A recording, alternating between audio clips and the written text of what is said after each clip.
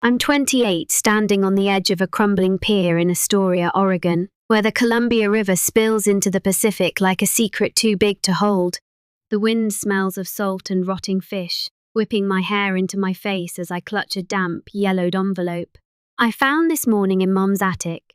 My hands tremble not from the chill seeping through my thrift store jacket, but from the words I read an hour ago, scrawled in Dad's blocky handwriting. The letter wasn't meant for me. It was addressed to Mom, dated July 14, 2014, 10 years ago, when I was still a gangly teenager dreaming of escaping this grey, rain-soaked town. Now, at 8:17 p.m., on October 3, 2024, those dreams feel like ash in my mouth. Astoria clings to the Oregon coast like a barnacle, all steep hills and Victorian houses sagging under the weight of time. It's a place where the fog rolls in thick, muffling the rumble of fishing boats and the cries of gulls circling the cannery ruins. I grew up on Hemlock Street, in a clapboard house with a porch that creaks like it's confessing sins. Tonight, the town feels smaller, suffocating, as if it's conspiring to keep Dad's secret locked tight. The letter's edges are frayed, but the ink is sharp. I did it, Ellen. I had to. For us. Don't tell Claire, she'll never forgive me. Beneath that, a single line, underlined twice. The money's buried by the old Douglas fir. I should have known something was wrong when Dad disappeared that summer. I was 18, fresh out of high school, working the counter at Judy's Fish Shack, my apron stinking of fryer grease. He'd been jittery for weeks, chain-smoking Pall Malls on the porch, muttering about debts and fixing things. Then one morning he was gone. No note, no goodbye. Mum said he'd run off with some woman from Portland, and I believed her because it hurt less than imagining him dead. But this letter, it's a grenade, and the pin's already pulled. My name's Claire Voss, and I'm not who I thought I was. I've spent the last decade building something resembling a life, a cramped apartment above the Anchor Cafe, a job editing fishing boat manuals for a local publisher, and a boyfriend, Sam, who thinks I'm stable. I'm not stupid, people call me sharp, resourceful, the kind of woman who can fix a leaky faucet or argue her way out of a parking ticket. But I've got a temper, a slow burn that flares when I'm crossed, and right now, it's smouldering. Dad didn't just leave us. He betrayed us. The money he buried, who did it belong to? What did he do to get it? And why did Mom hide this from me for 10 years? I shove the letter into my pocket and start walking back toward town, boots splashing through puddles that reflect the sodium glow of streetlights. The pier groans behind me, a sound like bones settling. Hemlock Street is a mile uphill, past the Flavel House Museum with its gingerbread trim and the rusted skeleton of the old trolley tracks. I need answers, and Mum's the only one left to give them. She's 58 now, brittle as driftwood, living alone in that house since Grandma died. She's always been the quiet one, the peacemaker, stitching our family together with casseroles and forced smiles. But if she covered for him, she's not innocent anymore. Sam's waiting for me at the apartment, probably sprawled on the couch with a beer, watching the Blazers game. We've been together 2 years, and he's the first guy I've let stick around. He's 30, broad-shouldered, with a laugh that fills a room and hands that fix diesel engines down at the marina. I love him. I think enough to imagine a future beyond Astoria's damp grip. But this secret, it's a fault line running through us. If I tell him, he'll want to help, to fix it. If I don't, he'll sense the distance growing like mildew in the walls. By the time I reach the house, my breath's fogging in the October air.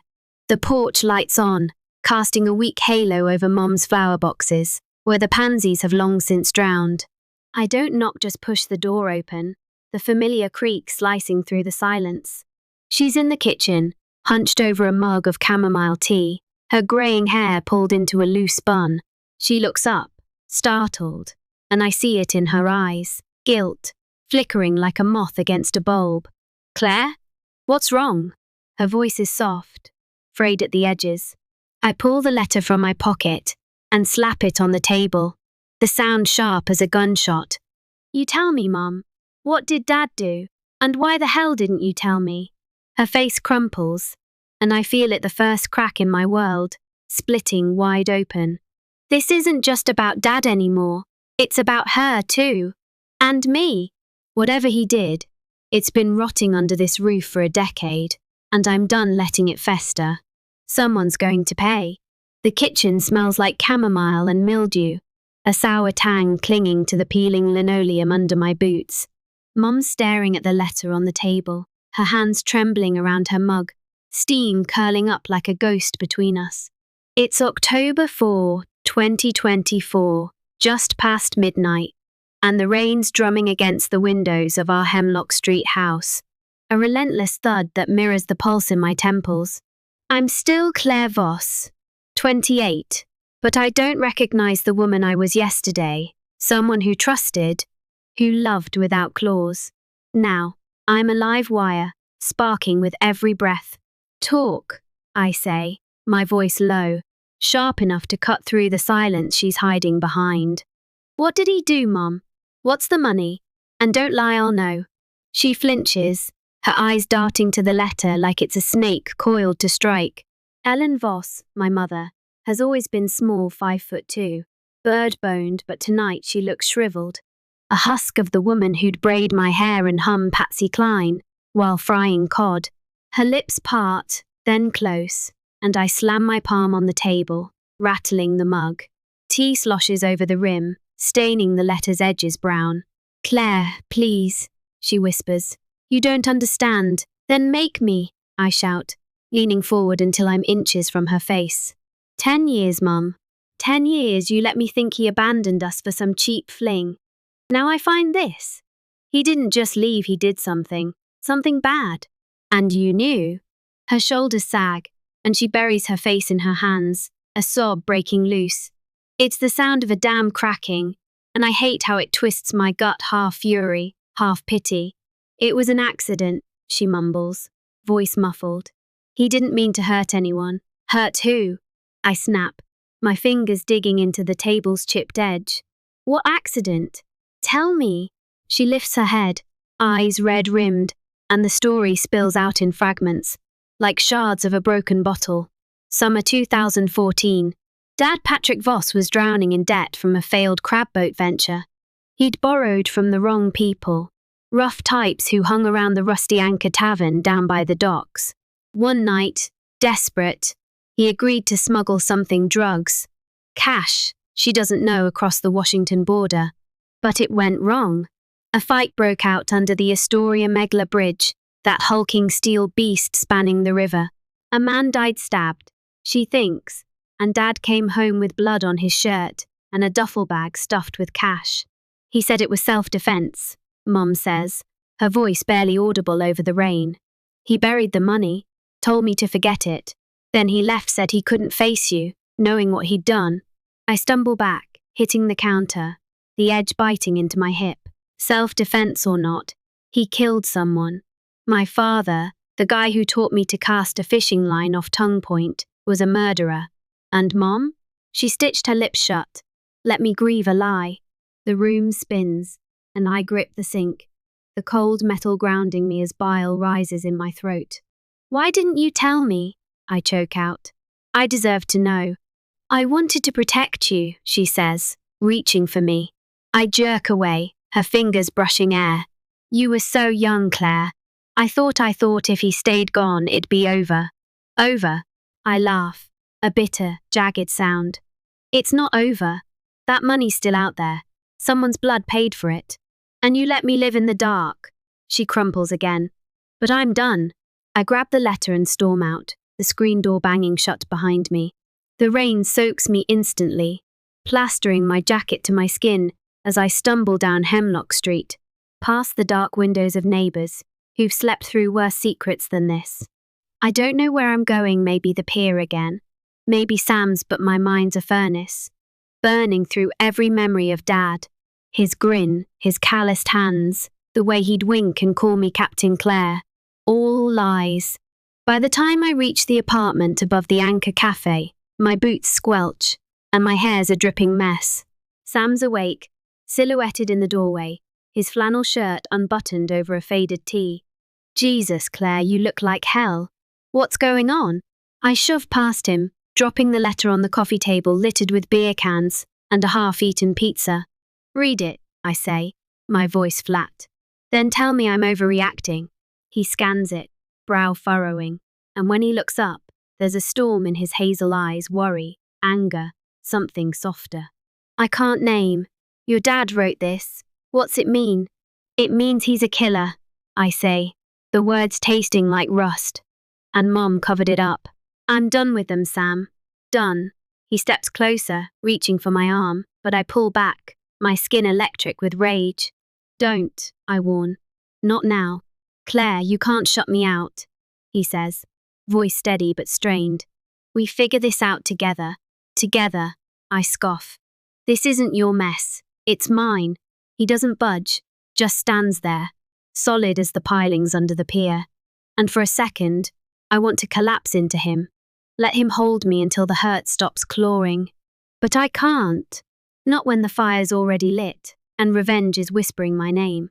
It's October 6, 2024, 2 days since the letter ripped my life open, and I'm sitting on the sagging couch in our apartment, staring at the fog, choking Astoria beyond the window. The Columbia River's out there somewhere, a grey smear beneath the mist, but all I see is Dad's face laughing, lying, bleeding. Sam's at the marina, wrenching on some boat's engine, giving me space I demanded but don't want. The air smells of stale coffee and the lavender candle he lit last night, trying to calm me down. It didn't work. I've barely slept, my mind looping Mom's confession like a scratched record. A man dead under the bridge. Money buried by the old Douglas fir, wherever that is. Dad gone. Maybe dead. Maybe hiding. And me, left to pick up the pieces. I'm not the same Claire who kissed Sam goodbye yesterday morning, soft and hopeful. Now I'm a tangle of thorns, pricking anyone who gets too close. The door creaks open, and Sam steps in, grease streaking his forearms, his hair damp from the drizzle. He's carrying a paper bag from Judy's Fish Shack cod and fries. My favourite, but the gesture feels hollow. Thought you might be hungry, he says, setting it on the counter. His voice is careful, like he's stepping around broken glass. Thanks, I mutter, not moving. He sits across from me on the armchair, elbows on his knees, watching me with that steady gaze that usually steadies me too. Not today. You gonna tell me what's next? He asks. You've been a ghost since the other night. I pick at a frayed thread on the couch, avoiding his eyes. I don't know what's next, Sam. I just know I can't let it go. He killed someone.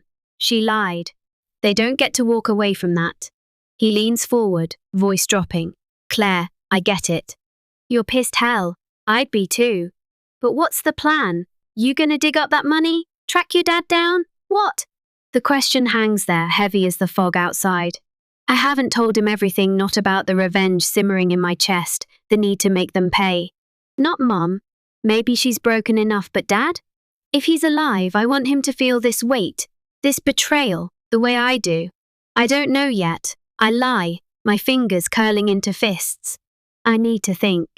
He sighs, running a hand through his hair. You don't have to do this alone. I'm here, okay? Whatever you need. I nod, but it's a reflex, not agreement. He doesn't get it, not yet. This isn't about fixing things. It's about tearing them down.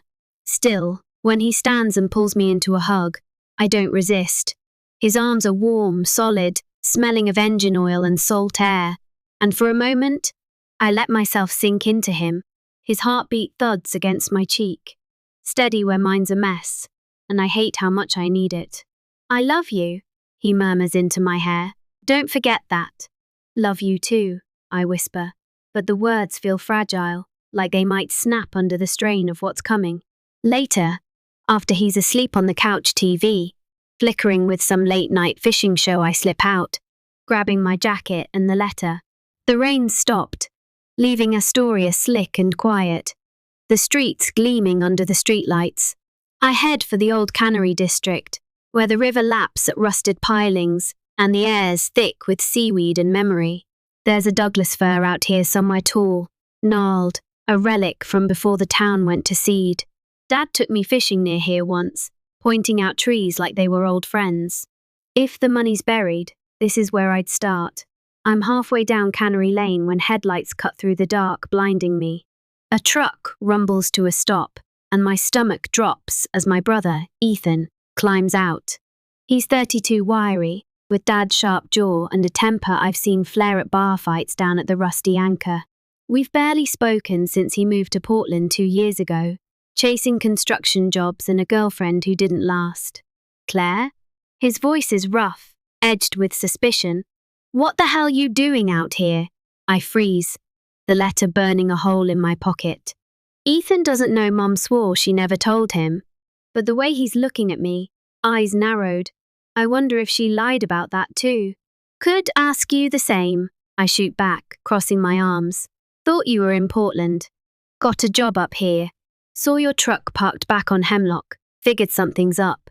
He steps closer, breath fogging in the cold. You look like shit. What's going on? Nothing, I say too fast, and his frown deepens. Ethan's always been the wild card, reckless, loyal, quick to throw a punch for family. If he finds out about Dad, he'll either help me or ruin everything. Bullshit, he says, voice hard. You're hiding something. Same way Mum does when she's scared. My heart stutters. He's too close, too sharp, and I'm not ready for this. Go home, Ethan, I snap, turning away. This doesn't concern you. Not yet, he calls after me, but I keep walking, the crunch of gravel fading behind me. The fir looms ahead, its branches clawing the sky, and I know I've just lit another fuse. Sam, Mom, now Ethan, they're all tangled in this, and I'm the one holding the match. It's October 8, 2024, and the fog's settled over Astoria like a wet blanket, muffling the clatter of the marina where Sam's working late again. I'm in the apartment, pacing the worn hardwood, the letter folded tight in my fist. 2 days since Ethan caught me by the cannery, and I've dodged his calls, his texts. Call me, Claire. Now. But the weight of his suspicion is a stone in my gut. Sam's been quieter too, his hugs shorter, his eyes searching mine for answers I won't give. The air's thick with unspoken things, and I'm choking on it. I drop onto the couch, the springs creaking under me, and stare at the coffee table pizza box. Still there, grease stains blooming like old wounds. I should tell Sam, let him in, but every time I try, the words stick, sharp and jagged.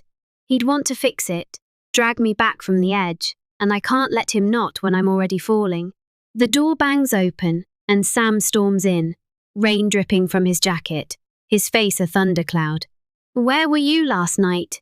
He demands, voice rougher than I've heard it. I called. You didn't pick up. Ethan's blowing up my phone, saying you're in trouble. I sit up, heart pounding, but I keep my tone flat. I was out. Needed air. Air? He laughs, harsh and short, tossing his keys onto the counter with a clatter. You've been out every night this week, Claire. Don't lie to me what's going on. I stand, crossing my arms, the letter crinkling in my grip. It's not your problem, Sam. I told you that. Not my problem. He steps closer, eyes blazing, and I smell the salt and oil on him. Familiar but distant now. You're my problem. I love you, and you're shutting me out like I'm nothing. Ethan says you're digging into something about your dad. What is it? I flinch, the mention of Ethan a spark to my fuse. He doesn't know shit, I snap. And neither do you. Leave it alone. No, he says, grabbing my shoulders, not hard but firm. I'm not losing you to whatever this is. Talk to me, Claire, or we're done. His words hit like a punch, and I shove him back, rage boiling over. You don't get to decide that. This is my fight, mine. You can't fix it, Sam. So stop trying. He staggers, hurt flashing across his face, and for a second, I want to take it back, pull him close, bury myself in his warmth. But the fire's too hot, and I'm too far gone. Fine, he says, voice low, broken. You want to do this alone? Go ahead. But don't expect me to wait forever. He grabs his jacket and walks out, the door slamming shut, leaving me in silence thicker than the fog. I sink to the floor, knees to my chest, the letter falling beside me. He's right, I'm pushing him away. And it's working. But I can't stop. Not when Dad's betrayal is a blade in my ribs, twisting deeper every day. Later, I drive to the pier, the river black and restless below. The wind cuts through me, but I don't feel it, just the ache, the anger, the need to make this right. Sam's gone for now, maybe for good, and it's my fault. But I'll carry that too, along with the rest. Revenge isn't a choice anymore. It's the only thing keeping me upright. Hello, everyone! Are you all still listening to this story? I'd be thrilled if you'd drop a comment below, letting me know where you're following this story from and how your day has been so far. Thank you very much. It's October 11, 2024, and Astoria's streets are slick with rain, the kind that seeps into your bones and stays there. I'm at Judy's fish shack, nursing a coffee I don't drink, the smell of fryer grease and burnt toast clinging to the air. 3 days since Sam walked out, and the apartment's a tomb, empty, cold, his absence a bruise. I keep pressing.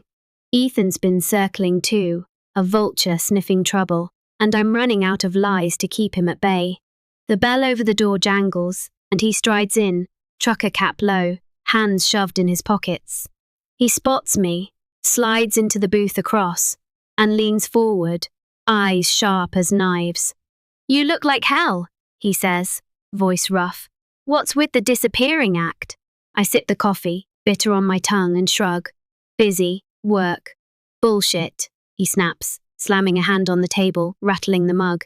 "Sam called me yesterday, said you two fought. He's worried sick, and I'm done with your games." "What's going on, Claire?" My stomach twists, but I hold his gaze, steady as I can.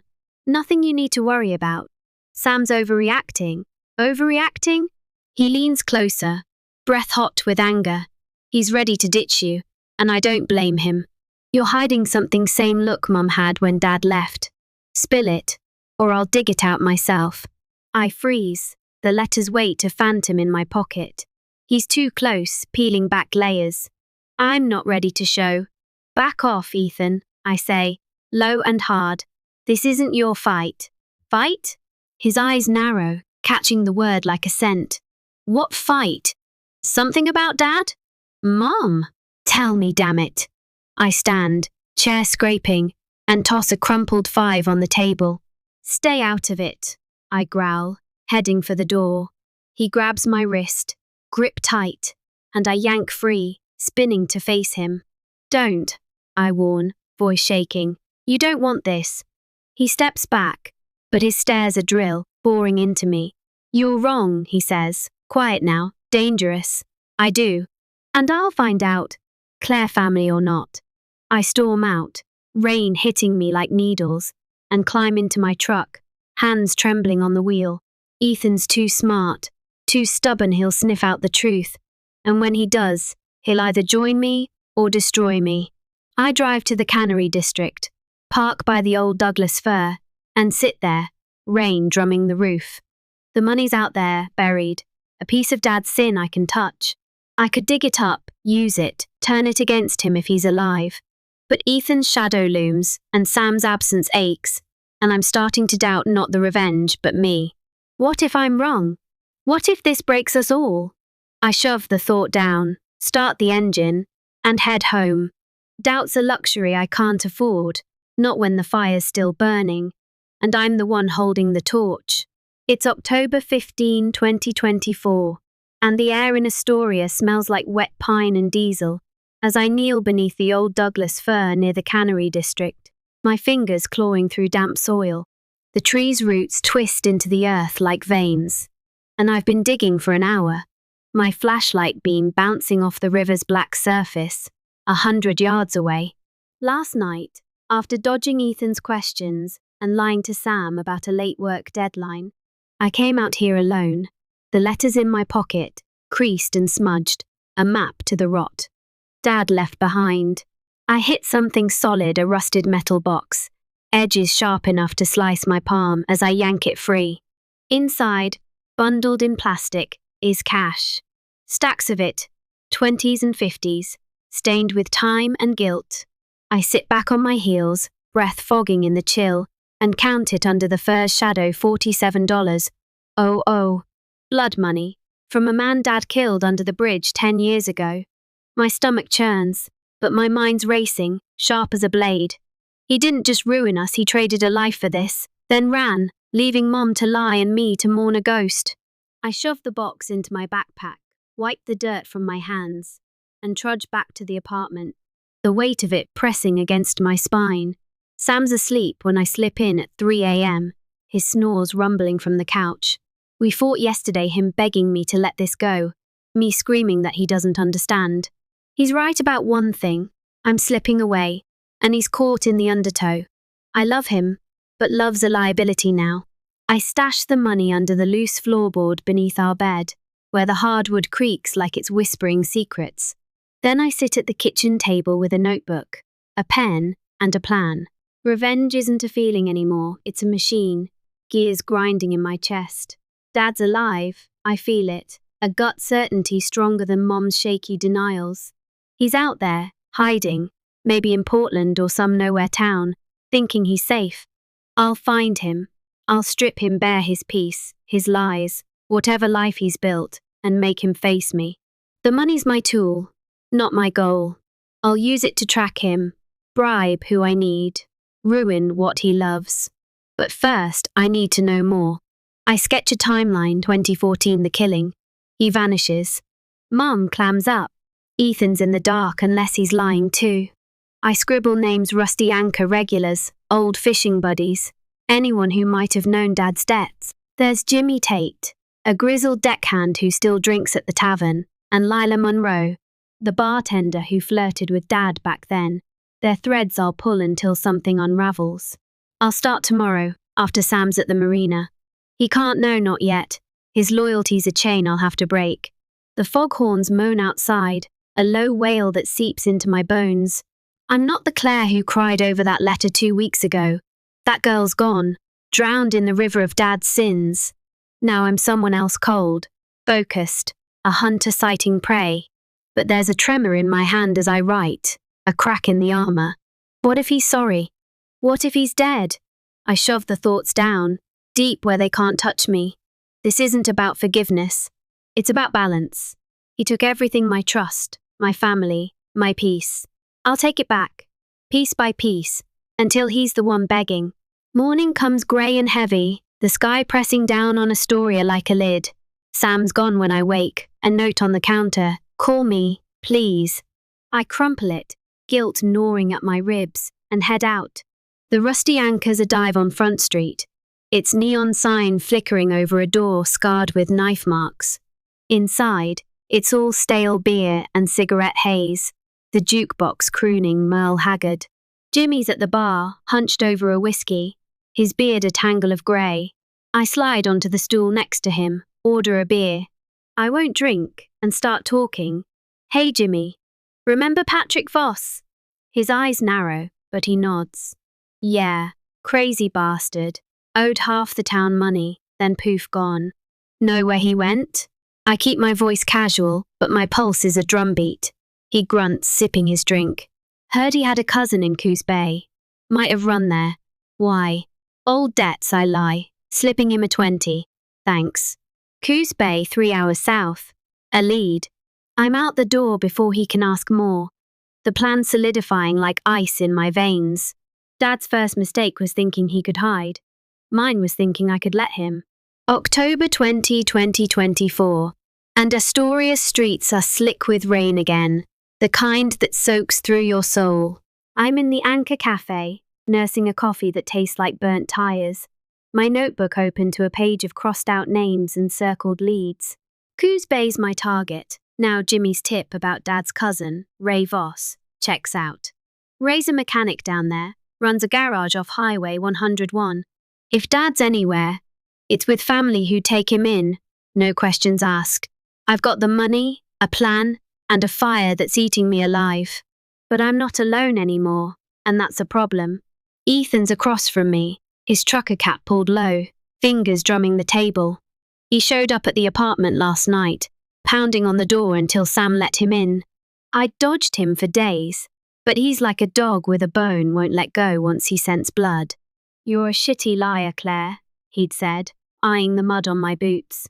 What's with the late-night hikes? I caved, told him about the letter, the killing, the money. Not the revenge, not yet.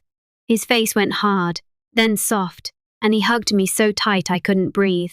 He's a bastard, he growled. I'll help you find him. Now he's here, sipping a Coke, his jaw tight.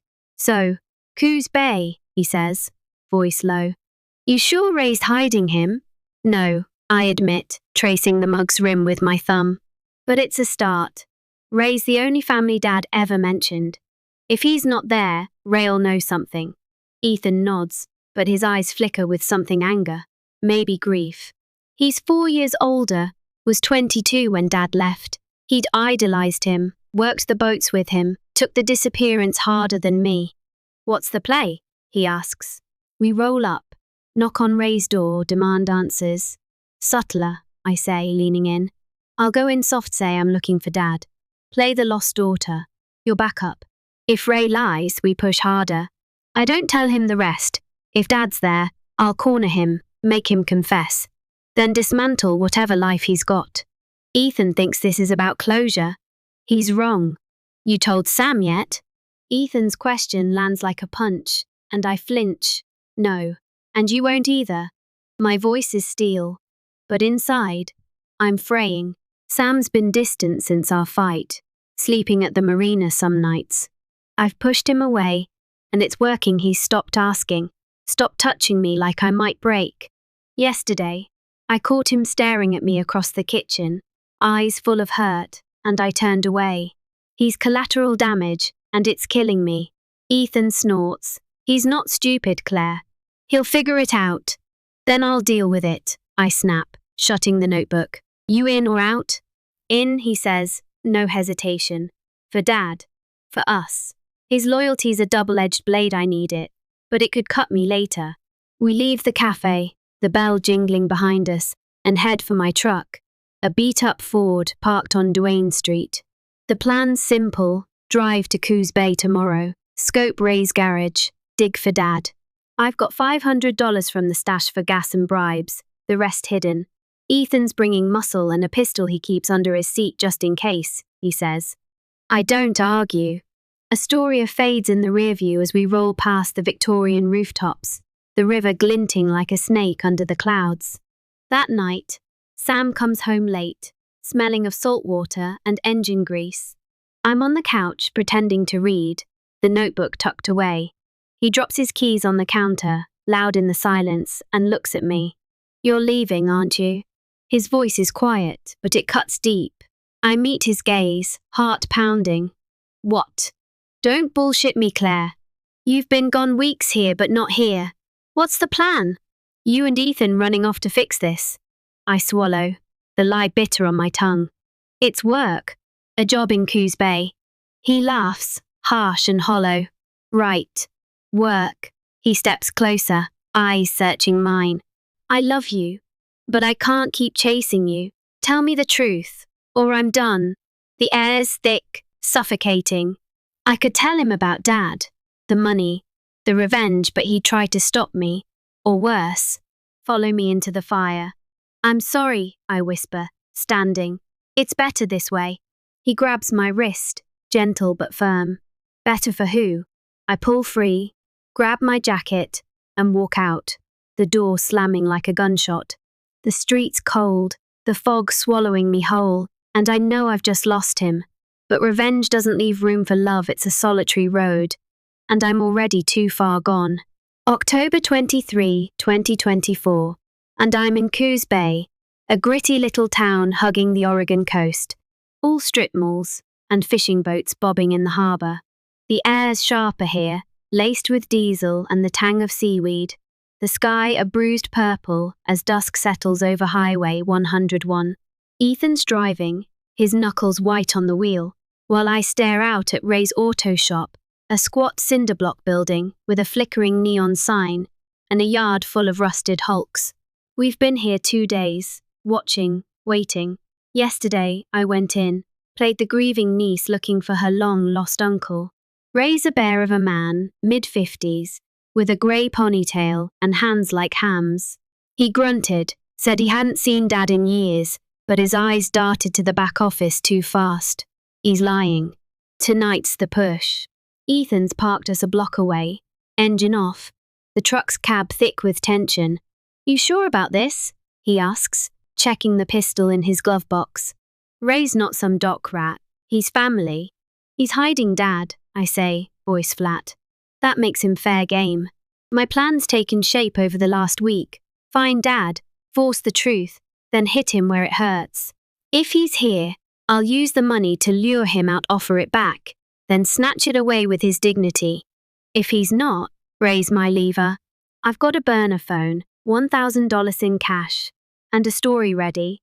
I'm selling Dad's old boat. Need to find him to sign off. It's thin, but it'll get me in the door. Ethan nods, tucking the gun into his waistband. I'll watch the lot. Signal if you need me. I slip out, hood up against the drizzle, and cross the street, boots crunching gravel. The garage is quiet, just the hum of a radio inside Johnny Cash crooning about pain. Ray's alone, hunched over a workbench, a beer in hand. I knock on the glass door, and he looks up, frowning. We're closed, he barks. It's Claire Voss, I call, voice steady. Patrick's daughter. Got a minute? He hesitates, then waves me in. The shop smells of oil and metal, tools scattered like bones. What now?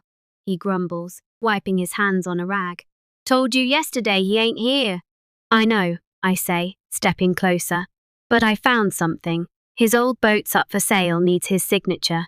You sure you don't know where he is? I've got cash to make it worth your time. I pull out the wad of bills, let him see it. His eyes flicker greed, fear, something darker. Cash, huh? He leans back, crossing his arms. Last I heard, Pat was in Idaho. Boise, maybe. Years ago. Boise, I repeat, testing it. Too vague, too easy. You're sure? Yeah. He shrugs, but his jaw's tight, and I catch a glint of sweat on his brow. I nod, pocketing the money. Thanks, Ray. I turn to leave, then pause, casual as a snake. Oh, one more thing. You ever hear about a fight under the Astoria Bridge? Summer of 1414? He freezes, beer halfway to his mouth, and that's when I know. He's not just hiding Dad, he knows what happened. No, he says, too quick. Why? Just curious, I say, smiling thinly. Night, Ray. Outside, I signal Ethan with a quick flash of my phone, 2 blinks, our code for trouble. He's out of the truck in seconds, meeting me behind a dumpster. He's lying, I whisper, adrenaline spiking. He knows about the bridge. Dad's close, I can feel it. Ethan's eyes narrow. What's the move? We tail him, I say, heart pounding. He'll lead us to Dad. Tomorrow night, after he closes. Bring the gun. He nods, but there's a shadow in his gaze, doubt. Maybe fear. Claire, this is getting heavy. You sure you want this? I think of Sam's face when I walked out. Mom's tears. Dad's blood-stained hands. I don't want it, I say, voice cold. I need it. We head back to the truck, the plan sharpening like a blade in my mind. Raise the key, and I'll turn him until he breaks. The money's bait. Ethan's my muscle, and Astoria's ghosts are my fuel. Dad's out there, breathing air he doesn't deserve, and I'm coming for him, whatever it costs. Sam, Ethan, me, it's too late to turn back. It's October 25, 2024, and the rain's pounding Coos Bay like a fist, turning Highway 101 into a river of headlights and mud. I'm in Ethan's truck, parked in the shadows of a shuttered gas station across from Ray's auto shop, my breath fogging the cracked windshield. Ethan's beside me, silent, his pistol resting on his thigh like a coiled snake. We've been tailing Ray since last night, after I caught him lying about Dad and the bridge. He closed the garage an hour ago, climbed into his beat-up Chevy, and now he's driving north, toward the dunes that stretch like a scarred spine along the coast. Keep your distance, I mutter, eyes locked on the Chevy's taillights, red pinpricks in the dark. Ethan grunts, easing off the gas, but his knuckles are white. He's been edgy since I told him the full plan: find Dad. Confront him, make him suffer. You still think he's worth this? He'd asked last night, voice rough. I didn't answer. Worth's got nothing to do with it. This is need, pure and raw, a hunger that's eaten me hollow. The Chevy veers off the highway onto a gravel road, tires spitting dirt, and we follow, the truck rattling over potholes. The dunes rise around us, hulking shadows against the storm, the air thick with salt and pine. Ray's slowing, pulling into a clearing where a trailer squats rusted aluminum, a single light flickering in the window. My pulse kicks up, a drumbeat in my ears. That's it, I whisper. He's there. Ethan cuts the engine, and we watch as Ray climbs out, slamming the door. He glances around, then heads inside, the trailer swallowing him whole. Now what? Ethan asks, hand on the gun. We wait, I say, pulling my hood up. He's meeting someone, Dad, I bet. When he leaves, we move. The plan's simple, catch Dad alone, use the money as bait, force the truth. Then I'll burn whatever life he's scraped together, his home, his name, his peace. I've got a lighter in my pocket, a can of gas in the truck bed. Symbolic, maybe, but it'll feel good. An hour drags by, the rain a relentless roar, when the trailer door swings open. Ray steps out, but he's not alone. A man follows, taller, thinner, grey hair slicked back under a cap. My breath catches, sharp as glass. It's him, Patrick Voss. Dad, older, gaunter, but those shoulders, that slouch. I'd know him anywhere. He's alive, hiding here like a rat, while I've spent a decade choking on his ghost. Go, I hiss, shoving the door open. Ethan grabs my arm, eyes wide. Claire, slow down. No, I snap, yanking free. This ends tonight. I'm out, boots sinking into mud. The storm's soaking me as I stalk toward the trailer. Ethan curses, following, the gun a dark shape in his hand. Ray's Chevy peels out, gravel flying, but I don't care, he's not the target anymore. Dad's still on the porch, lighting a cigarette, the flare illuminating his face. He looks up, sees me, and freezes, the cigarette dropping into the wet grass. Claire? His voice is gravelly, cracked, but it's him. 10 years vanish and I'm 18 again, watching him walk away. Except now I'm here, and I'm not running. Yeah, I say, stopping 10 feet away, rain streaming down my face. Surprised? He steps back, hands up, eyes darting to Ethan behind me. How'd you find me? Doesn't matter, I say, pulling the letter from my pocket. Sodden, but legible. This does. You killed a man, buried the money, left us to rot. Remember? His face crumples, and he sags against the trailer. It wasn't supposed to happen like that. Shut up, I cut in, voice shaking with rage. You don't get to explain. Not yet. I nod to Ethan, who steps forward, gun raised. Dad flinches, and I feel a sick fear in his eyes, the same fear he gave me. Inside, I say. We're talking.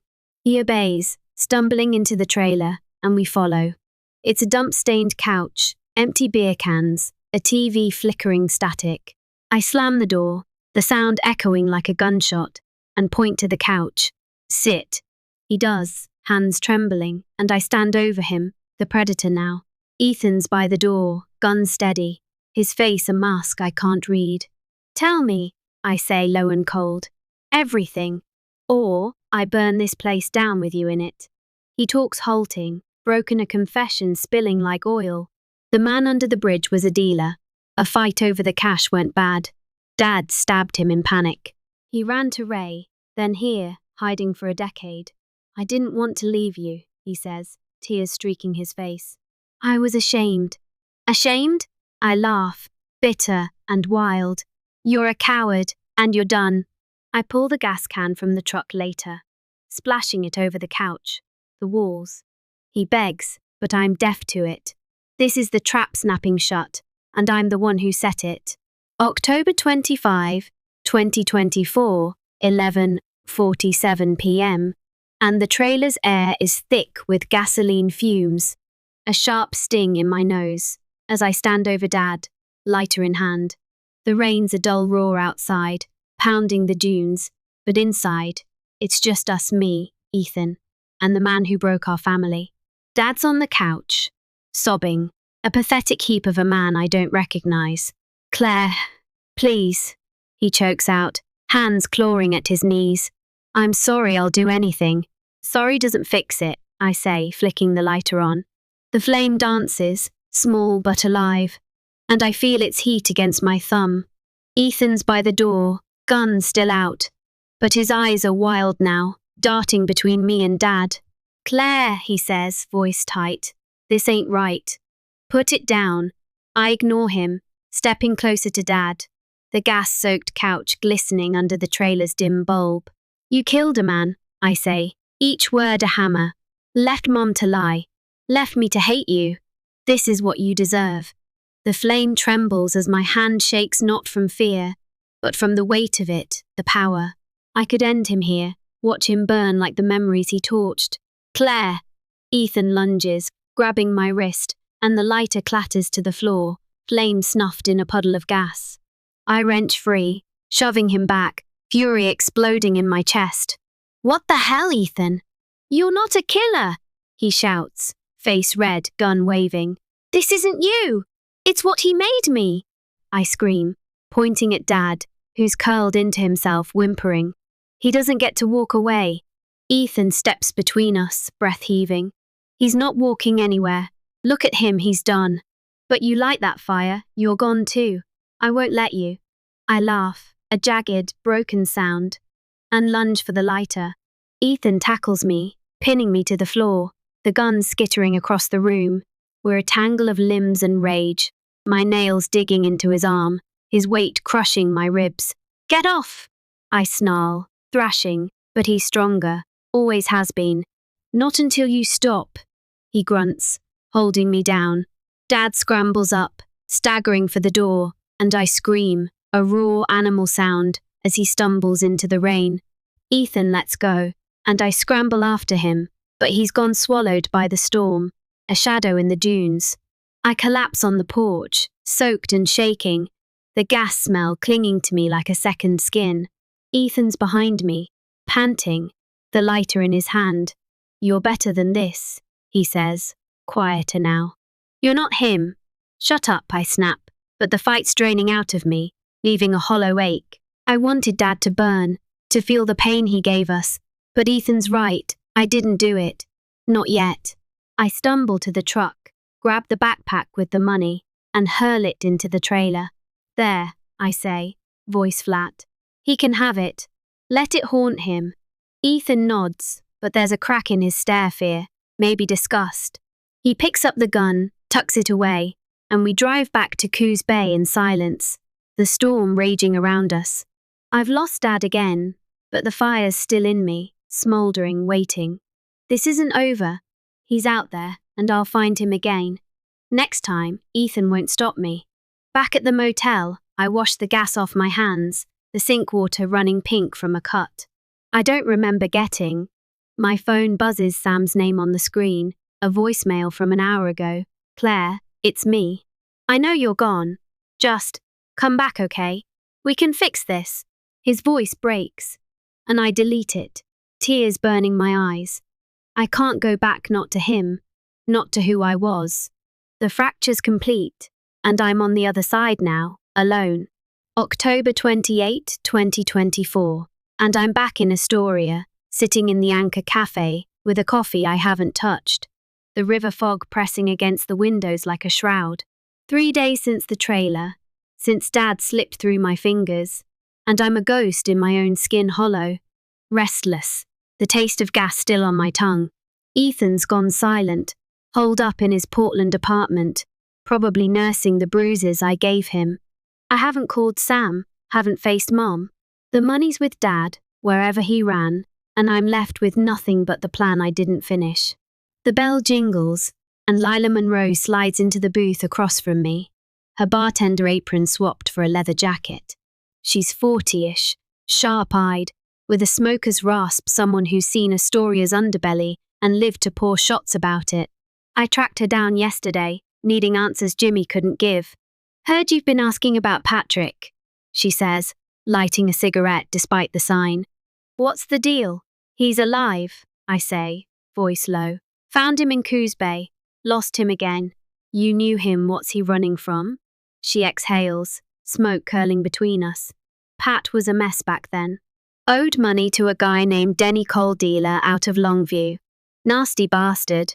Word was, Pat double-crossed him under the bridge, took the cash, and Denny's guy ended up dead. Denny, I repeat, leaning in. He still around? Oh yeah, she says, smirking. Runs a chop shop now, up in Kelso. Got a long memory too.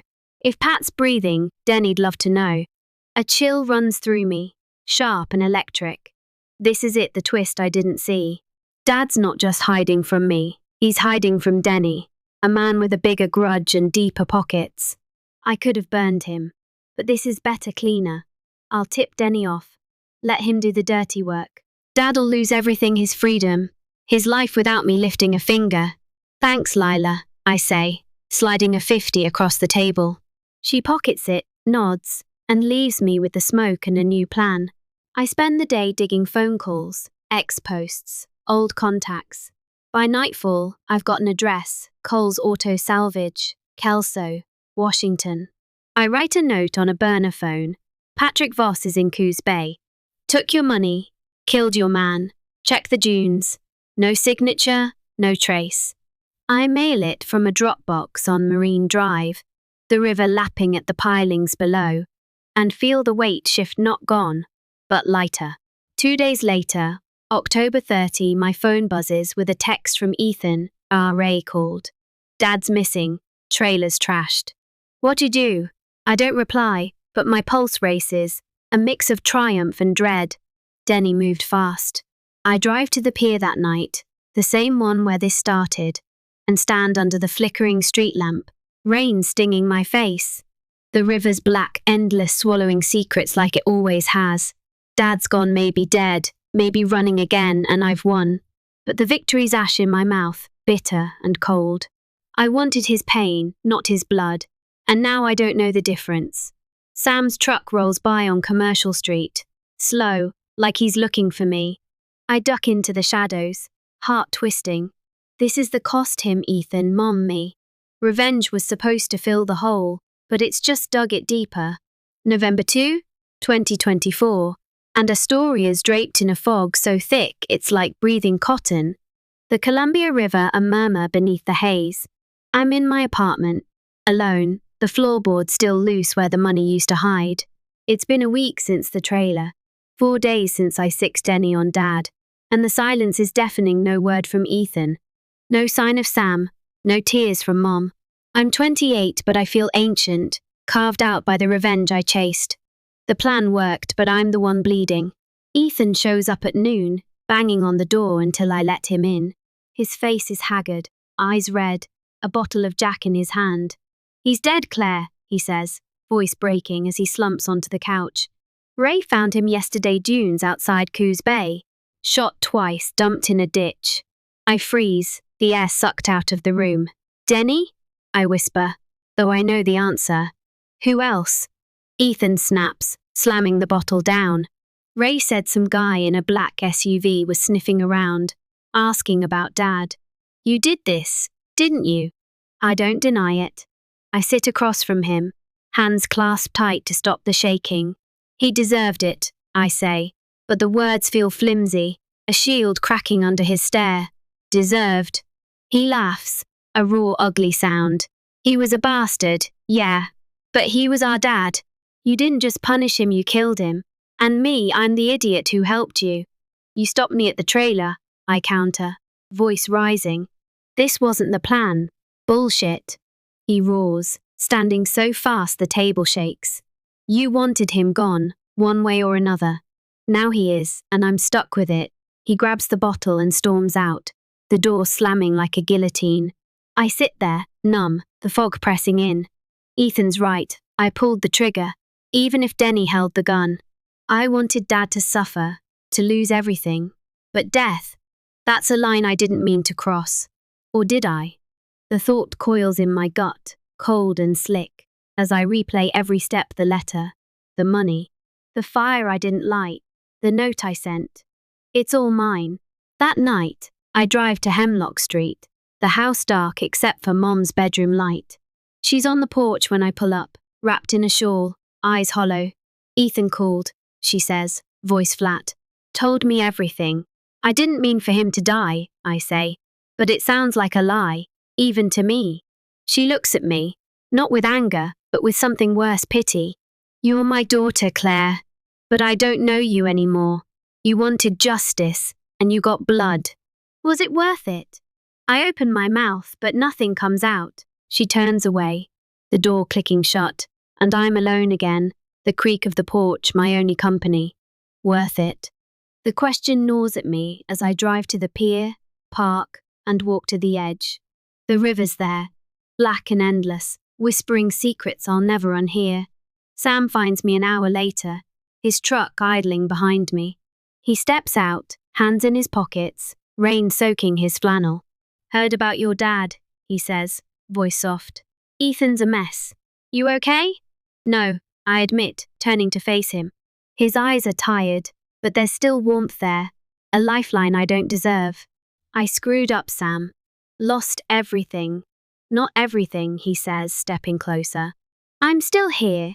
If you want me, I want to say yes, to fall into him and forget, but the blood's on my hands, and I can't wash it off.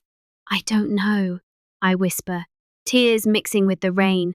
I don't know who I am anymore. He nods, like he expected it, and pulls me into a hug anyway. It's warm, solid, a tether to the Claire the first used to be. But as I cling to him, the river keeps murmuring, and I know this isn't the end, just the eye of the storm. It's November 5, 2024, and Astoria's fog has thickened into a shroud, cloaking the Columbia River in a silence that presses against my skull. I'm in my apartment above the Anchor Cafe, sprawled on the couch where Sam used to sleep, a bottle of cheap bourbon on the coffee table. The room smells of stale pizza and regret. The TV flickering mute infomercials I don't watch. Dad's dead shot by Denny Cole's hand, but my fingerprints are all over it. Ethan won't speak to me. Mom's a ghost behind her locked door, and Sam's offer to stay hangs in the air like smoke. I can't grasp. I'm 28, but I feel like driftwood splintered, washed up, hollowed out by the tide. The revenge was supposed to fix me, fill the hole Dad's betrayal carved. I tracked him, cornered him, handed him to Denny like a gift-wrapped sacrifice.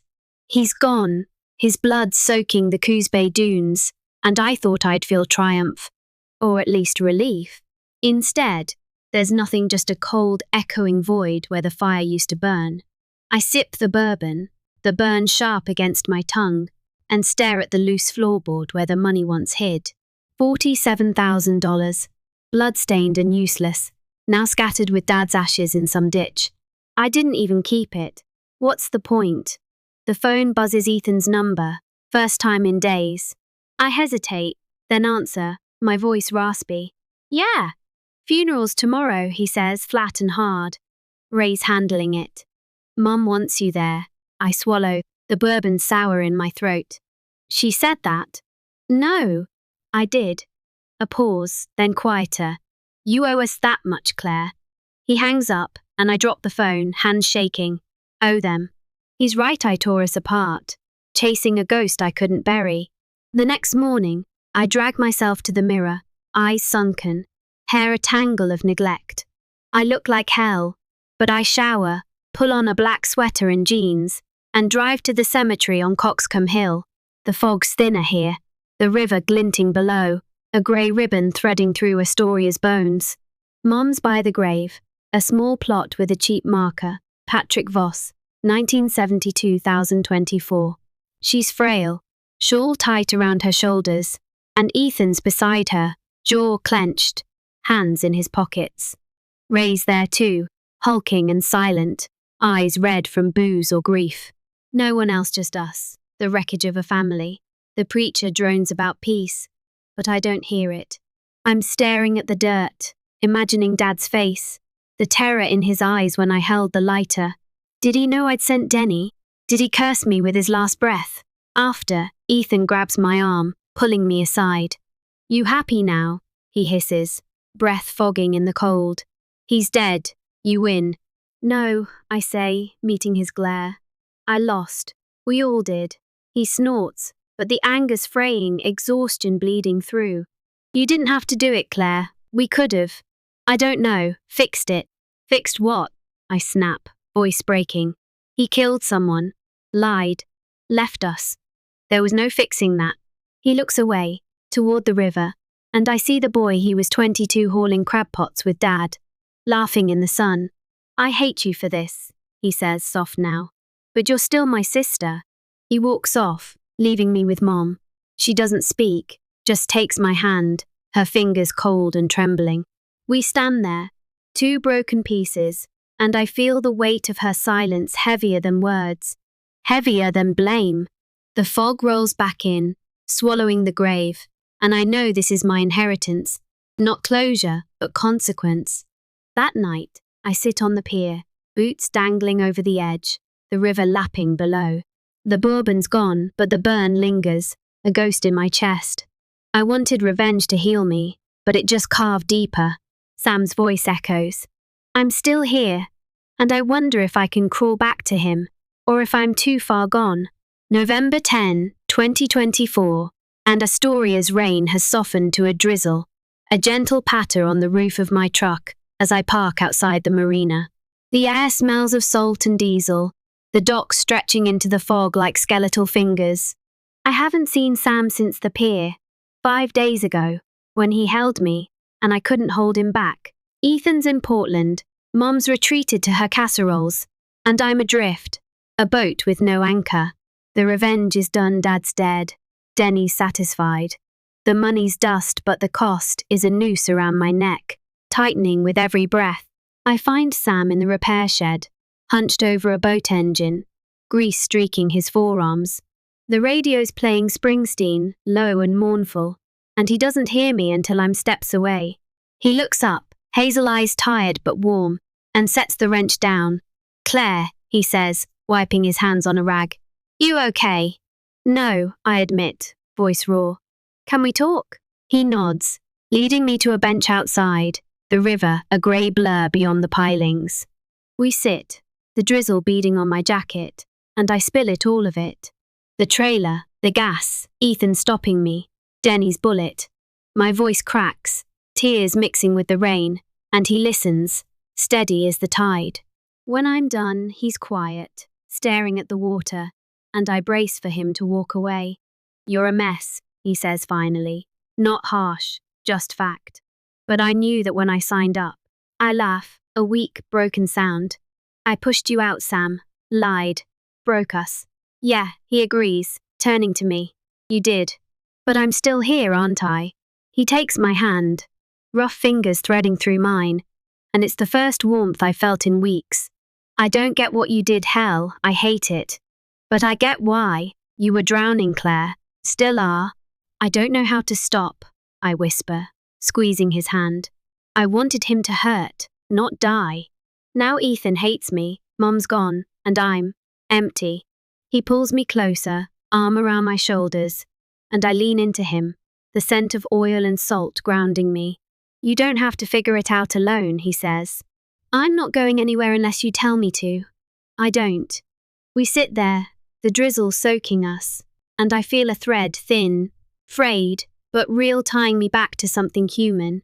Revenge took everything, but Sam's the piece I might not lose. Later, he drives me home, and I sleep on the couch beside him, his breathing a rhythm I cling to. It's not forgiveness, not yet, but it's a start, a lifeline I don't deserve but can't let go. The next day, I walk to Hemlock Street, the house looming in the fog. Mom's in the kitchen, stirring soup, and she looks up, eyes wary. Claire, she says, setting the spoon down. You're back. I'm sorry, I say, the words heavy, true, for all of it. I didn't mean. I trail off, and she nods, stepping around the counter to hug me.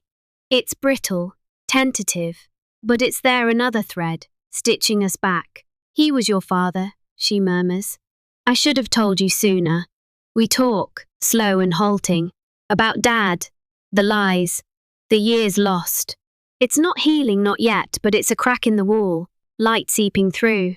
Ethan's the last piece, and I know he'll take time, but I'll wait. The revenge is done, the grudge buried with Dad, and I'm left to pick up what's left. November 23, 2024, and Astoria's fog has lifted. The sky a rare, bruised blue over the Columbia River. I'm on the pier again, boots scuffing the weathered planks, the wind sharp with salt and promise.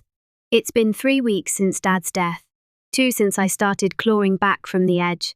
The apartment's quiet now Sam's moved back in, his tools scattered across the counter, a sign of life I'd missed. Mum's cooking again, leaving Tupperware on my doorstep, and Ethan texted yesterday, "Not ready, but I'll call." It's not whole, not yet, but it's something, a fragile new shape rising from the ashes. I lean on the railing, the river rolling below, its current steady where mine's been chaos. Revenge was a storm, I chased it, rode it, let it wreck me. Dad's gone, his blood on Denny's hands, my conscience, and I'll carry that forever. But the fire's out, the need burned to cinders, and what's left is me, Claire Voss. 28, battered but breathing. I wanted him to pay, and he did, but the cost was steeper than I'd dreamed. Ethan's trust, Mum's faith, my own soul. Was it worth it? The question lingers, unanswered, a scar I'll trace for years. Sam joins me, his arm brushing mine, solid and warm. "Thought I'd find you here," he says, voice soft. "You good?" "Better," I say, turning to him. His eyes crinkle, a smile tugging his lips, and I feel it a tether, pulling me back. "Thanks for staying." "Always," he says, and I believe him. We stand there, watching a fishing boat cut through the water, its wake rippling out. I think of Dad, his laugh, his lies, the man he was and wasn't, and let him go, a weight slipping into the river's depths. Later, I drive to Coxcomb Hill, the cemetery quiet under the blue sky. Dad's grave is unmarked now, just dirt and grass, but I kneel anyway, tracing the earth with my fingers. "I hated you," I whisper, voice steady. "Maybe I still do, but I'm done." No tears, no rage, just release. A final knot untied. Back home, Sam's cooking burnt toast and eggs. A mess. I'll tease him about, and Mom calls, inviting us for dinner. Ethan's silence holds. But I'll wait. Send him a letter tomorrow, keep the door open. The grudge is gone, resolved in blood and loss. And I'm left with this, a life to rebuild. Piece by jagged piece. I step onto the balcony, the river glinting below, and breathe. The air's cold, clean, a new beginning I didn't expect. Revenge took me to the edge, but I'm stepping back, not whole, not healed, but alive. It's not tragic, not hopeful, just open, a story unfinished. And for the first time in months, that's enough.